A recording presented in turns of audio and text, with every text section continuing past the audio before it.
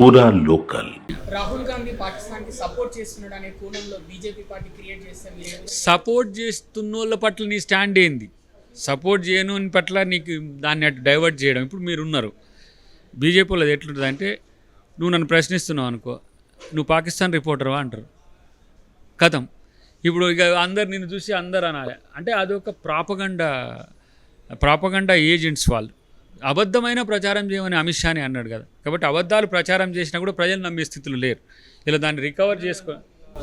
కొంచెం గ్రామాల్లో వెళ్తే కాంగ్రెస్ ప్రభుత్వం పైన కొంచెం వ్యతిరేకత వస్తుంది. సో ఏం చెప్పదలుచుకో ప్రజలకు? వడ్ల విషయంలో ఇప్పుడు దాదాపు మొన్న మీరు ఉత్తమ్ కుమార్ రెడ్డి గారు ప్రెస్ మీట్ చూసి ఉంటారు. కొన్ని ప్లేసెస్లలో జరిగే అవకతవకనో, అంతరాయమో, లేకపోతే ఇంకా చెప్పాలంటే అసౌకర్యము, దాన్ని ప్రచారం చేయడానికి వీళ్ళు చాలా పెద్ద ఎత్తున ప్రయత్నం చేసిండ్రు.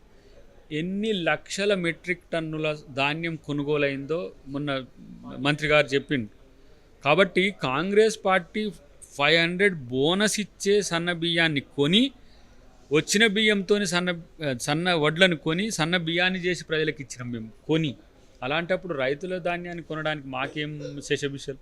డెఫినెట్గా ఎక్కడైనా అసౌకర్యం కలిగినా, ఎక్కడైనా ఎలాంటి ఇబ్బందులు కలిగినా మా నాయకులు, మా మంత్రులు, మా ఎమ్మెల్యేస్ అంతా దాన్ని కేర్ తీసుకుంటారు. కాబట్టి రైతులు కానీ ప్రజలు కానీ వీళ్ళు చేసే అబద్ధ ప్రచారాలను నమ్మకండి. డెఫినెట్గా మీరు ఏదన్నా ఉంటే కలెక్టర్ల నుంచి మొదలు పెడితే నాయకుల వరకు మీరు కలవండి, వాటికి సంబంధించిన సమస్యలు పరిష్కరించండి.